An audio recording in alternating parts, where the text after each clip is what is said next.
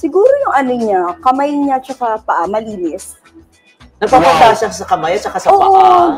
oo, kasi pag malinis yung, naniniwala ako, pag malinis yung kuko ng tao, ibig sabihin malinis siya sa katawan. Meron kasi mga fetish ang ibang mga tao eh. Mas gusto nila yung kamay sinusubo, yung paa sinusubo, mga ganon. Ginagawa mo ba yun? Pwede. Ay! Pwede. Kaloka!